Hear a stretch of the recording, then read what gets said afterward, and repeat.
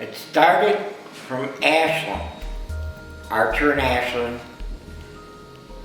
Then we come back up Archer to Pitney Court to 31st Street, 31st Street, go all the way down through Michael Reese, over to Mercy, and then back around again. They said they were not getting enough riders. And it wasn't bringing in the money that they expected. We've always known that every bus is in danger of being cut, and new buses are in danger of not being added. Since the bus has been canceled, Bridgeport has really kind of blossomed into a more vibrant neighborhood. We've seen a few more businesses open up. We've seen places like Maria's along 31st, places like Law of Ice along 31st. We've seen the Coast Prosperity Sphere, Pleasant House, and a lot of Bridgeport Art Center. So we have a lot of different things that are starting to open up in pockets that aren't as well connected. The influx of younger folks that have moved in and the art district that has developed along Morgan Street has really kind of cultivated a more cohesive community. We are one of the most diverse neighborhoods in the city now, up there with neighborhoods like Albany Park. We are almost equally split between white folks, Latino folks, and Asian folks who are predominantly Chinese. I thought that it was important to involve the Chinese American community in this effort so that we can show that there's a broad coalition of people interested in getting this resource and that it benefits everyone. When we started working on the campaign for the bus, the group who brought it to our attention was a group we had worked with in the campaign to close the coal-fired power plants. So El Vejo is the Little Village Environmental Justice Organization. So we kind of had folks in Little Village committed to getting their elected officials signed on, and we committed to getting ours, and so that was kind of the first step. So I'm an IIT alum, and we sorely missed the bus there. There were a lot of events that were at the beach that people didn't go to or decided not to schedule there because there wasn't a convenient way to get there. It will allow IIT students to travel more easily in the immediate area, as opposed to take the L to go to places like the South Loop, downtown, the north side, and do their shopping and their recreation there. It'll keep people in the neighborhood, it will help us economically, and it'll tie students in. A lot of students at IIT really care about the immediate area and trying to improve it, and this will be another thing at their disposal that will allow them to do that.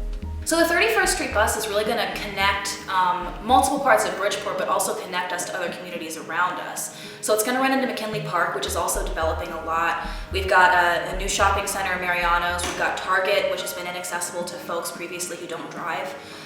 So having the bus is really going to bring a lot of families the ability to visit this beautiful beachfront that we have with the playground and sprinklers and the beach and art that right now is kind of inaccessible to folks if they don't own a yacht or a car.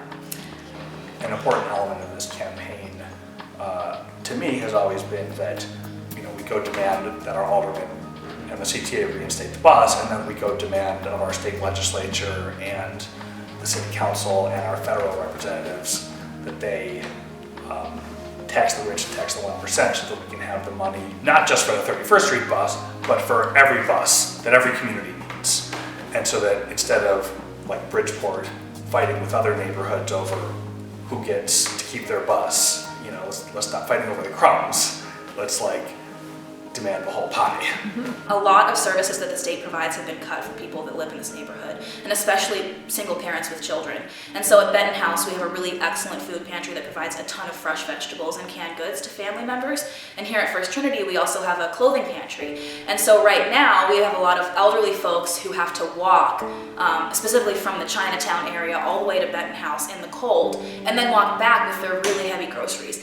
what happened is we won a partial victory, and that was the 35th extension. So that was the 35th, getting rerouted, I believe, up Kedzie, and then down 31st to Cicero, which was a great win, and it was good for the folks in Little Village, especially who talked about their kids trying to walk to school and having to walk through various gang territories.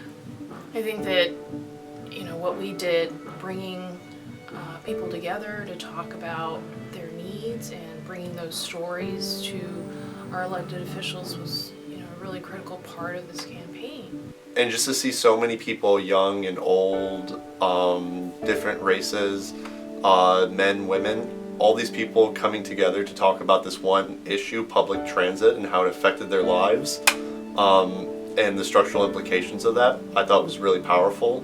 I remember I was at work, and Quaid and Ruby and Tom, everybody was sending emails and text messages and phone calls saying hey, did you see this? Which was really exciting and fun. I remember walking out at the parking lot by the sidewalk, and I could see them. It was a great feeling to see all these people fighting for a cause, for a bus. Some people say, oh, it's just a bus. But the people who do not have any cars, it's very important to have public transportation. I think the momentum we built up around the bus campaign, especially in the last few months, generated a lot of buzz and built a lot of power, and we don't want to lose that, especially since the bus route is a pilot program, and so if we don't have enough ridership or the CTA doesn't think that the bus route is efficient, that route will be cut. And so although the win was big and we want to celebrate it, we also want to look forward to what still needs to be done to maintain that bus route and make it a permanent one. We continue to build relationships in the neighborhood with our neighbors. We continue to reach out and have other events and engage people in other ways that allows us to tell them about the bus. And we continue to work with Alderman Thompson and the CTA as close as we can in order to make sure this is done right, this is done properly, and that it can stay permanently. And we're going to keep going on that bus until it is running 24/7.